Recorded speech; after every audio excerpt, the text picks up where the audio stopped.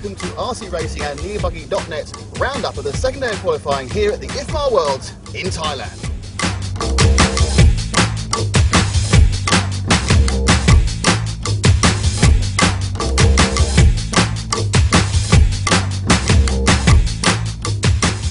Well, joining me for the roundup we have our resident neo-buggy expert, because he owns, runs the world and the site. It's Phil Morton. I'm very pleased to welcome back our regular appearer on these sort of end-of-day reviews. It's Scotty Ernst. Scotty, as we know, from the world, but specifically from? Milwaukee, Wisconsin. Thanks very much. Well, I think we saw a fantastic day's racing and certainly nothing that we expected when we went home last night after a Mayfield domination. Let's take round 3 first. Perhaps more straightforward, Phil. Hara on top. What did you make of it? Yeah, I think the track conditions played a major part. The track's broken up in a lot of areas, and I think Hara made the most of it with his tyre choice and just consistent running. I spoke to him a little bit earlier, and he said he really wants the track to become more bumpy, more broken up, and he really sees he has an advantage in those sort of conditions. Well, of course, then we had the heats today, by the way, were not running in the order 1 to 15. The fastest guys actually, the top 5 heats, were the last to go on. And inconveniently, just before they were about to start, we had a rain shower. Now, interestingly, the rain I was expecting in Thailand was a monsoon. We had rain much like an English Sunday afternoon, where it kind of spat for a bit and drizzled. And then you guys had to make the call to delay the racing for half an hour. Why was that, Scotty? Well, safety was the main concern. Safety is the most important for the marshals when they're out there. So IFMAR rule states that pretty much no matter what Mother Nature throws at you, you keep racing. So, but the safety for the marshals was a concern, especially in the area right in front of the scoring and timing area. It was very, very slick when the water mixed with the oil that lay down, so it was unsafe for the marshals.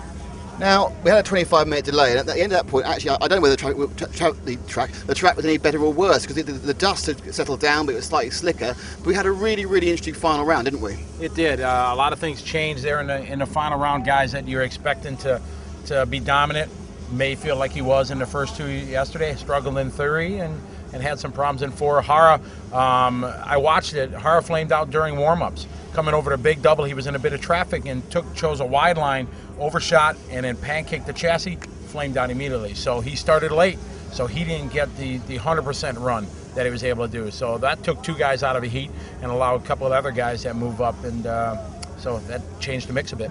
Now, the guy who TQ'd round 4 was Jared Tabor, and we've been waiting for him to do it, haven't we? Yeah, I mean, he was essentially the star of practice, and we've been waiting for him for sure. And I mean, everyone on my side, they voted him as the favourite to win, so maybe finally Jared is coming alive and really getting to grips with the different conditions after practice. Now, with the best 4 out of 6 counting, we really don't know with 2 drop scores who's really in the lead. There's 4 or 5 guys who have obviously nailed themselves into the semis, which of course, as far as you can go, there's no direct qualifying into the final here. Give me a couple of names from the mid-reaches you think might find themselves in those semis straight through.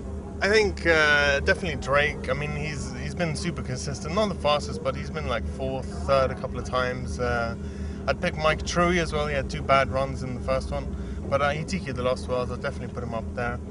I'd like to see Kyle McBride make the semi. I think he's been, sort of the young star so far. So I'd like to see him. That'll do. 3's enough for anybody, really. Now, Scotty, I mean, the key thing at the moment is that the way the track's disintegrating in a way. Now, that makes it very difficult for all the drivers. And of course, the decision was made yesterday not to patch the track during the meeting. I mean, that seems quite odd considering we're on round by round qualifying.